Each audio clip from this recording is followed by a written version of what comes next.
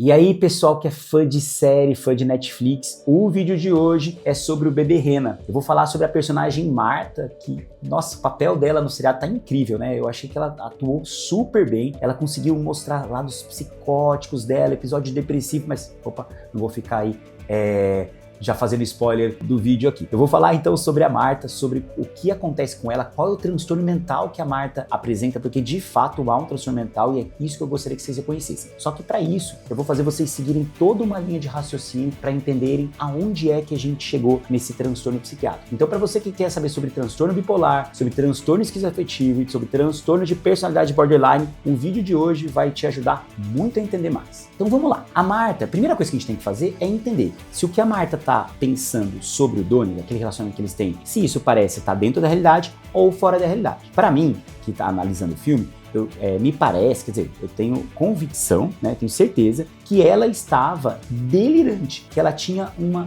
convicção delirante de que ela tinha um relacionamento com o Donnie. Por quê? Porque até o Donnie, uma hora no seriado, fala: nossa, ela tem certeza que a gente tem um relacionamento, eu acho que eu vou terminar com ela pra ela parar de ficar no meu pé. Basicamente esse é o resumo, né? Ele tá lá no quarto dela, na casa dela, na sala dela e fala: olha, eu estou terminando com você. Porque na cabeça dele ele falou: se ela achar que a gente terminou, ela não vai mais me perseguir. O seriado quis mostrar pra gente que ela realmente tinha essa convicção de que havia um relacionamento, convicção delirante, que é a erotomania. Aliás, se você quiser saber mais sobre a erotomania, clica aqui no card, se tiver aqui o card, se não, clica aqui no link abaixo na descrição, que vai estar a descrição desse vídeo, aí você vai entender como é a erotomania, como ela funciona e tudo mais, tá bom? Mas voltando, então, a primeira coisa que a gente precisava saber é, ela está ciente do que acontece ou ela está psicótica? Então ela está psicótica, e é uma psicose crônica, porque quando você vai vendo ao longo da série, ela estava no Facebook, colocando foto dela com David Cameron, com outras pessoas famosas, ela já tinha stalkeado um policial, se não me engano, e aí vem o Donnie depois, em que ela também continua nesse stalk, então ela tem noção, ela está psicótica fora da realidade há muito tempo. Ela só vai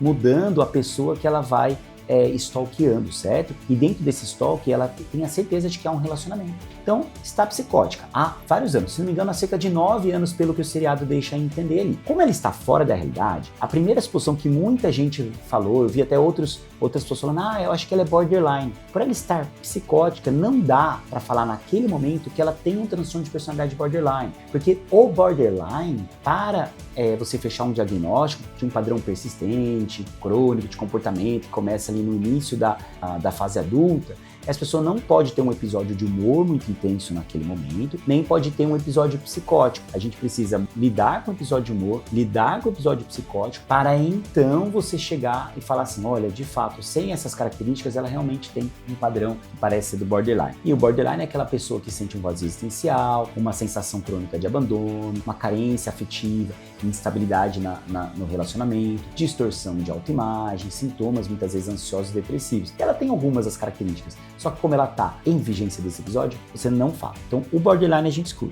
Mas aí eu quero que vocês então vão para um segundo passo da nossa avaliação, que é: ela apresenta alterações de humor e de energia e ativação? Aí a resposta é sim. Então lembrem daquela cena que ela está no ponto de ônibus, aí ele tá lá no quarto dele na casa, no apartamento, e quando ele olha, ela tá lá parada. Agora a Marta tava lá todo dia, tipo uma bomba relógio na minha vida.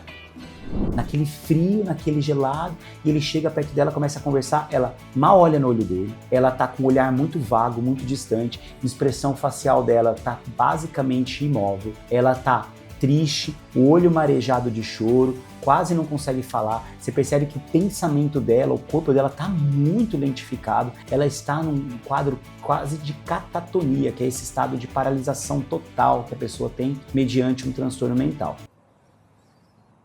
Meu Deus. E nesse estado de catatonia, ele até cita, fala: nossa, ela parece ter um ciclo de que toda vez que está muito frio ou no inverno, ela parece que ela deprime, que ela fica mais triste, né? Ele usa outras palavras, mas ele pontua que isso acontece em momentos mais frios. Ou seja, sazonalidade da depressão. A gente chama até de depressão plúmbia, né? Essa depressão que vem nesses momentos sazonais, muito comum em pessoas bipolares. Então ela teve a psicose, ela estava psicótica e ainda faz um episódio depressivo. E se vocês lembram, principalmente no primeiro capítulo, no primeiro episódio da série, aquelas cenas que ela começa a entrar todos os dias falante, desinibida, toda alegre, eufórica, não para, né? Ela não para de falar, super pressão para falar. Você percebe que o pensamento dela está muito acelerado, ela agitada, rindo alto. Então, isso se chama mania, quando ela está num episódio de aceleração, ativação, agitada,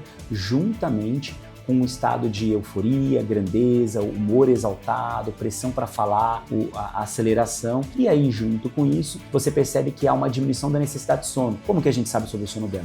Porque ela fica mandando e-mails a noite inteira. Ele mesmo fala, nossa, chegava a noite inteira ela lá mandando e-mails, ou seja, ela fica a noite acordada e no dia seguinte ela ainda tem muita energia. Isso é um episódio de mania. Então a gente tem um episódio de mania e um episódio de depressão. Característico, então, de um transtorno afetivo bipolar do tipo 1. Quando você faz um episódio de mania, você já fecha um diagnóstico e aí ela ainda tem um episódio depressivo. Então a gente entende que há um episódio psicótico e há também um surto de mania e um episódio depressivo. Aliás, dentro do episódio psicótico, a gente vê também que ele é crônico, porque ela tem muita perda funcional, né? Ela não trabalha, se vocês olham o apartamento dela, super desorganizado, bagunçado, uma coisa até que gera um pouco de asco, pelo menos pra mim gera um pouco de asco, assim, lixo e tudo mais. Então, ela tem uma coisa psicótica crônica, uma desorganização, perda de funcionalidade e essas crenças delirantes, até uma certa grandeza, né? Ela acha que ela é uma grande advogada, que se relaciona com pessoas muito importantes, ela fala que tem reuniões e reuniões e reuniões o dia inteiro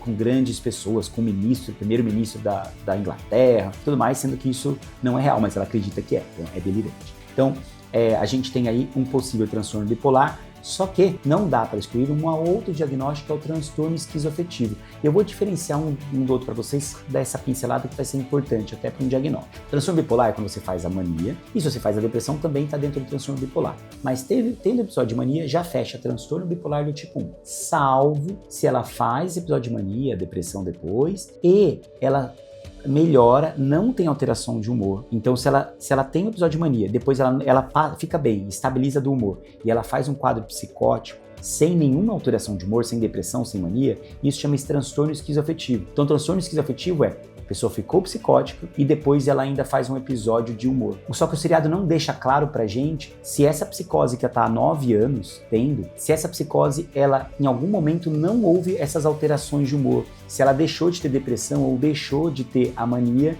e ficou só psicótica. Então não dá pra saber se ela tem um transtorno esquizoafetivo ou se ela tem um transtorno bipolar. A sensação que eu tenho é que ela é bipolar porque parece que as oscilações elas estão acontecendo há muitos anos. Então ela fica ciclando, ciclando entre episódios de mania, mania e depressão ao longo do tempo. Mas isso é uma sensação minha, realmente não dá pra saber. O que é importante é que você entenda que ela está psicótica, que ela tem as oscilações de humor e que ela possivelmente é bipolar ou esquizoafetivo. E o tratamento nesses casos precisa de medicamento e dentro dos medicamentos tem que ter um estabilizador de humor e um antipsicótico. Várias vezes eu ficava pensando na seriado, nossa, se essa moça é minha paciente, eu consigo ajudá-la, eu consigo fazer ela ficar bem, melhorar a vida dela, melhorar de repente a qualidade de vida também do dono, que também é afetado por conta dessa psicose. Mas é isso. Eu espero que vocês tenham gostado. Se vocês gostaram, dá um like aqui no canal, já se inscreve e ativa o sininho ali. E se tiver mais dúvidas ou mais coisas que queira saber do seriado, me manda mensagem lá no Dr. Guilherme Labinas no Instagram, tá bom, pessoal? Um grande abraço e até o nosso próximo vídeo.